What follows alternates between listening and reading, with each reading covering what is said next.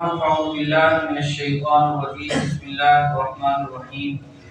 إنا نحن نزلنا الذكر وإنا له لحافظون صدق الله العظيم وقال النبي صلى الله عليه وسلم إن الله يرفع بهذا الكتاب أقواما ويضع به آخرين وكما قال صلى الله عليه وسلم محترم بزرگوں دوستوں میرے دینی اور ایمانی بھائی، اللہ تبارک و تعالیٰ نے اس پوری کائنات کو پیدا فرمایا،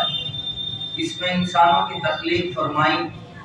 اور انسانوں کی نفع آسانی کے لیے، ان کی سہولت اور آسانی کے لیے اللہ تبارک و تعالیٰ نے بے شمار نعمتیں اس دنیا میں پیدا فرمائی۔ والذی خلق لکم ما فی الارض جمیعا، اللہ تعالیٰ فرماتے ہیں کہ ہم نے اس پورے زمین پر جو بھی کچھ پیدا کیا ہے وہ تمہارے لیے پیدا کیا ہے۔ اللہ تعالیٰ نے اس دنیا میں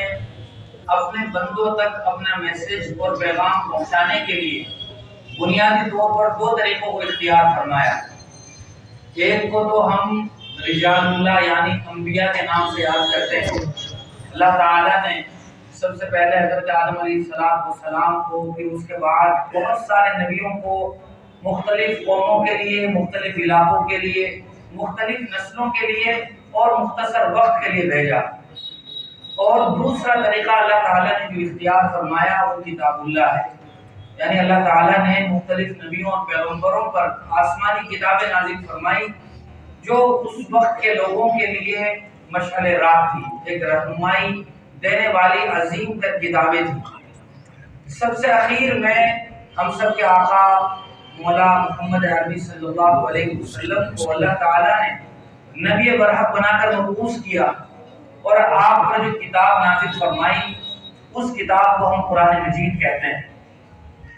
اللہ تعالیٰ کا اپنے بندوں پر یہ اس قدر بڑا عظیم احسان ہے، اس قدر بڑا عظیم احسان ہے کہ اس سے بڑا کوئی احسان نہیں ہے۔ ایک تو حضور اللہ تعالیٰ نے ہمیں عطا فرمائے اور پھر آپ اور قرآن مجید کو اللہ تعالیٰ نے نازل فرمایا۔ قرآن کریم صرف مسلمانوں کی کتاب نہیں ہے جیسا کہ عام طور سے سمجھ لیا گیا ہے، بلکہ اس روئے زمین پر آنے والے ہر فرد بشر کے لیے قرآن کریم ایک رہنما کتاب ہے۔ جیسا کہ اللہ تعالیٰ نے قرآن کریم میں بھی ارشاد فرمایا ہے، شہر رمضان الذی انزل فیہ القرآن ھدی للناس، کہ ہم نے قرآن مجید کو پوری انسانیت کی ہدایت کے لیے نازل فرمایا ہے۔ اور جس نبی و پیغمبر پر یہ قرآن کریم نازل ہوا ہے وہ بھی صرف مسلمانوں کے نبی نہیں تھے، بلکہ وہ اس امت کے ہر فرد کے نبی تھے۔ قیامت تک جتنے لوگ اس دنیا میں آئیں گے سب کے نبی حضور اکرم صلی اللہ علیہ وسلم ہیں۔ آپ کیا حضور اکرم صلی اللہ علیہ وسلم وہ تمام نبیوں کے بھی سردار ہیں۔ اور اللہ تعالیٰ نے جس مہینے میں قرآن مجید کو نازل فرمایا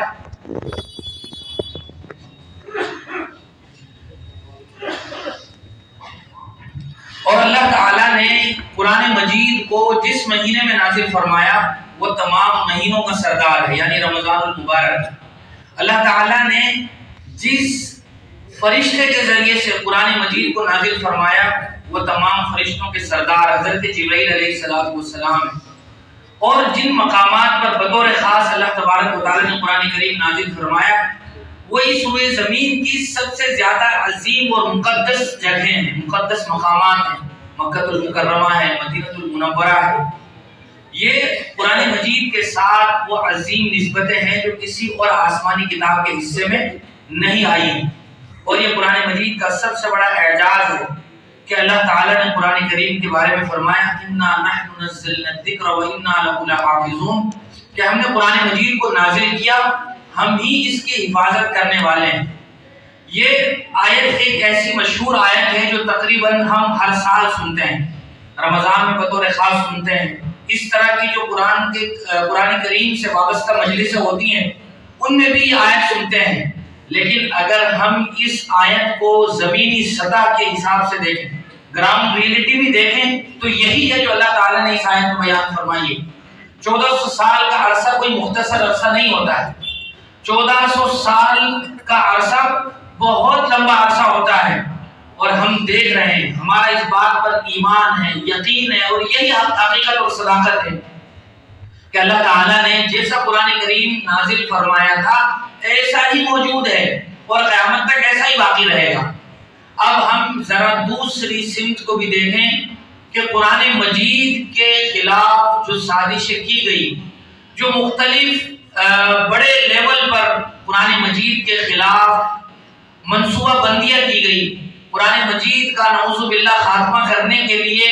جو پروپیگنڈے کیے گئے، اور جو ہر سال ہم دیکھتے ہیں، اور اس سوشل میڈیا کے دور میں تو وہ کسی سے مخفی نہیں۔ لیکن سچی اور حقیقی بات یہ ہے کہ جس قدر سازشیں ہو رہی ہیں، قرآن مجید اتنا ہی زیادہ پھیلتا چلا جا رہا ہے۔ اللہ کے رسول صلی اللہ علیہ وسلم نے ارشاد فرمایا تھا بدأ الاسلام غریبا وسيعود غریبا، کہ اسلام اجنبیت کی حالت میں نازل ہوا تھا اور ایک دور آئے گا ایسا ہی رہ جائے گا۔ دور تو ابھی نہیں آیا، لیکن ہم دیکھ رہے ہیں کہ قرآن کریم تیزی کے ساتھ پھیلتا چلا جا رہا ہے۔ کتنے ہی ایسے لوگ ہیں جنہوں نے قرآن کریم پر جب ریسرچ شروع کی تو ان کے ارادے نیک نہیں تھے،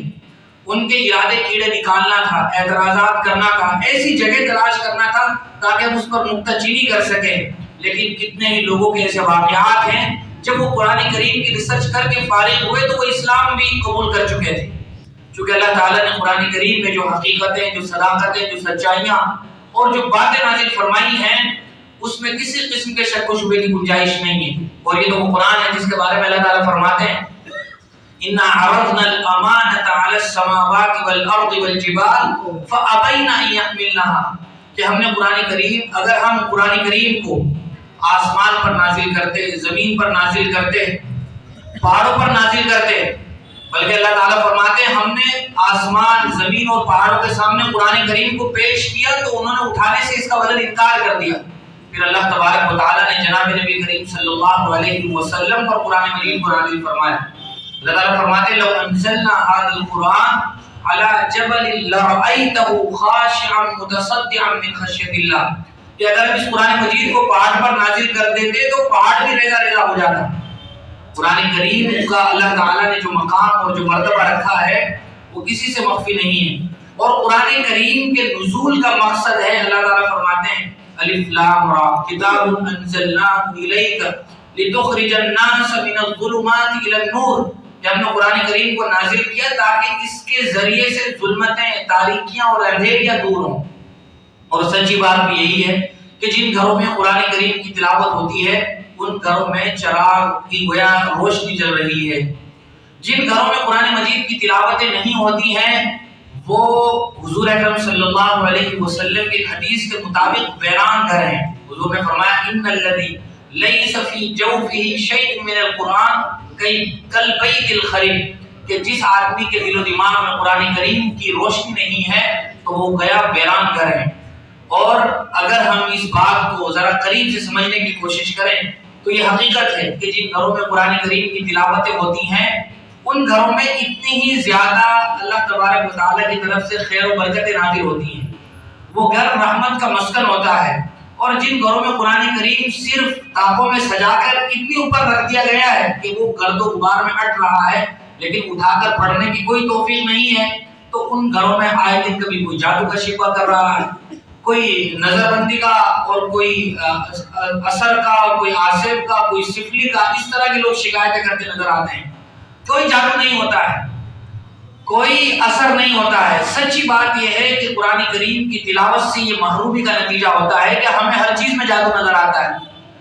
ہر چیز میں ہمیں اثر اور آثر نظر آتا ہے۔ قرآن کریم کی روشنی گھروں میں نہیں ہے تو پھر اندھیریاں ہیں۔ اور کچھ سالوں پہلے تک وہ وقت تھا کہ جب ہمارے گھروں کا آغاز، دن کا آغاز قرآن کریم کی تلاوت سے ہوا کرتا تھا، گھروں سے قرآن کریم کی آوازیں آیا کرتی تھی، لیکن لمبا عرصہ ہو گیا ہمارے کان ترس گئے قرآن مجید کی ان تلاوتوں کو سننے کے لیے۔ روزانہ بہت سے لوگ پابندی سے قرآن مجید کی تلاوت کرتے تھے،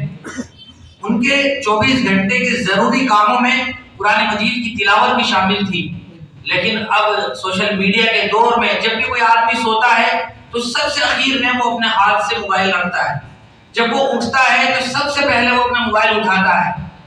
نماز پڑھنے کے لیے آتا ہے تو جیب میں سب سے اخیر میں موبائل رکھتا ہے، اور سلام پڑھ کے فارغ ہوتا ہے۔ کوشش یہ ہوتی ہے کہ جتنی جلدی ہو میں موبائل کو کھول کر چیک کر لوں کیا میسج آیا ہے، حالانکہ کوئی ایسا ضروری کام بھی نہیں ہوتا ہے۔ تو یہ قرآن کریم سے دوری کا وہ نتیجہ ہے کہ دن بدن ہمارے لیے قرآن اجنبی بنتا چلا گیا ہے۔ حالانکہ حضور اکرم صلی اللہ علیہ وسلم نے ارشاد فرمایا الماہر بالقرآن مع السفرۃ الکرام البررہ والذی یقرأ القرآن ویتتعتع فیہ وهو علیہ شاق له اجران، کہ جو لوگ قرآن کریم کے ماہر ہوں گے روز قیامت وہ نیک لوگوں کے ساتھ ہوں گے، فرشتوں کے ساتھ ہوں گے۔ کوئی آدمی دنیا میں ایسا ہے کہ وہ قرآن مجید پڑھنے کی کوشش کر رہا ہے، اٹک اٹک کر بھی پڑھ رہا ہے، تو اس کے لیے دو اجر ہیں، ایک تو محنت اور مشقت کا اجر، اور دوسرا قرآن مجید کی تلاوت کا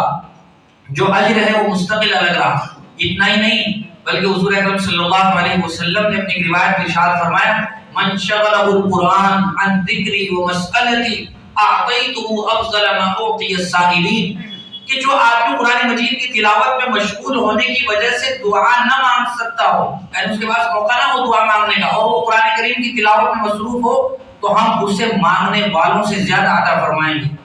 یہ قرآن کریم کی وہ برکتیں ہیں۔ ہم ہر لمحہ دوسروں سے دعاؤں کی درخواستیں کرتے پھر رہے ہیں، لیکن افسوس کی بات یہ ہے کہ ہم نے خود وہ مواقع گوائے ہوئے ہیں، وہ روحانی اور نورانی جو باتیں ہیں وہ خود ہماری زندگیوں سے خالی ہے۔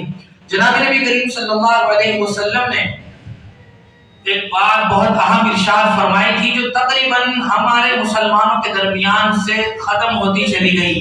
حضور اکرم صلی اللہ علیہ وسلم نے فرمایا تھا من قرأ القرآن وعمل بما فيه البس والداه تاج يوم القيامة ذوقه احسن من ذوق الشمس في بيوت الدنيا لكانت فيكم فما ظنكم الذي عمل بهذا۔ یہ حدیث کے الفاظ ہیں۔ حضور نے فرمایا تھا کہ جس آدمی نے قرآن کریم کو پڑھا، اس پر عمل کیا، تو اس کے والدین کو ایسا تاج پہنایا جائے گا کہ دنیا کا یہ سورج اس روشنی کے سامنے مان پڑ جائے گا۔ یہ حدیث ہم بار بار سنتے بھی رہے ہیں، لیکن عجیب بات یہ ہے کہ ہمارا یقین، ہمارا اعتماد ابھی تک بھی پوری طرح نہیں ہو پایا۔ عام طور سے ہمارے معاشرے کا رواج یہ ہے کہ جو بچہ زیادہ ہوشیار ہوتا ہے، مائنڈ والا ہوتا ہے، تو ہماری کوشش ہوتی ہے کہ اس کو اسکول میں داخل کر دیا جائے، اور جس بچے کے بارے میں ہمارا گمان یہ ہے کہ ہم نے اسکول میں پڑھا کے دیکھ لیا کہ اب اس کا دماغ نہیں چل رہا، تو ہم اس کو پھر مدرسے کے حوالے کر دیتے ہیں۔ حالانکہ سچی اور حقیقی بات تو یہ ہے کہ ہم خالص ذہین آدمی کو، ذہین بچے کو دین کی خدمت کے لیے فارغ کریں تو اللہ تعالیٰ دین بھی اور دنیا دونوں عطا فرمائیں گے۔ ہم دیکھ رہے ہیں لمبا عرصہ ہو گیا ساری دنیا میں مختلف قسم کی ہڑتالیں ہوتی ہیں،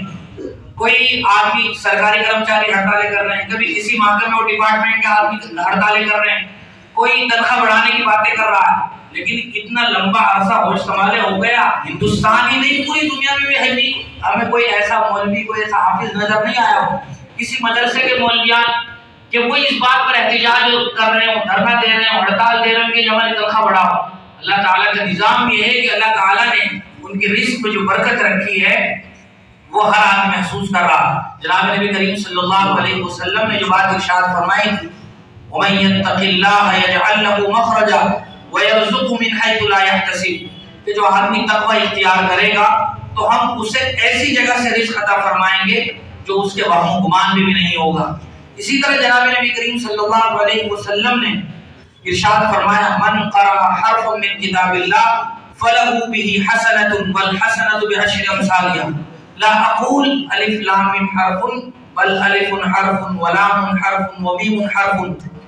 کہ جو آدمی قرآن مجید کا ایک حرف بھی پڑھے گا تو اسے 10 نیکیاں ملیں گی۔ اور الف لام میم حضور نے مثال دے کر سمجھایا کہ الف لام میم پورا ایک حرف نہیں ہے، بلکہ اس میں الف الگ حرف ہے، لام الگ حرف ہے، میم الگ حرف ہے، سب پر الگ الگ 10 نیکیاں ملیں گی۔ تو قرآن کریم کے یہ پڑھنے کا ثواب ہے۔ افسوس کی بات وہی ہے جو ابھی ذکر کی گئی کہ ہمارے گھروں سے قرآن مجید کی تلاوت والا ماحول رخصت ہو گیا۔ افسوس کی بات یہ بھی ہے کہ ہمارا اگر 24 گھنٹے کا شیڈول ہم دیکھیں تو اس میں ہمارے لیے ہر چیز کا وقت ہے، لیکن قرآن مجید کی تلاوت کے لیے وقت نہیں ہے۔ صبح ماں 5 بجے 6 بجے اٹھ جاتی ہے اپنے بچے کو تیار کرنے کے لیے، اسکول بھیجنا ہے، اس کا بریک فاسٹ بھی تیار ہو رہا ہے، اس کے لنچ کا باکس بھی تیار ہو رہا ہے، اس کے ہوم ورک کی بھی پوری تیاری ہو رہی ہے، اسکول سے ابھی آیا نہیں فوراً کھانا کھلایا، پھر ٹیوشن کی فکر ہو جاتی ہے، ٹیوشن کے بعد پھر ہوم ورک ماں باپ خود بٹھا کر کراتے ہیں، پھر یہ بھی کوشش ہوتی ہے کہیں اور سے بھی ٹیوشن مل جائے، لیکن اس 24 گھنٹے کی زندگی میں ہم اپنے بچوں کے لیے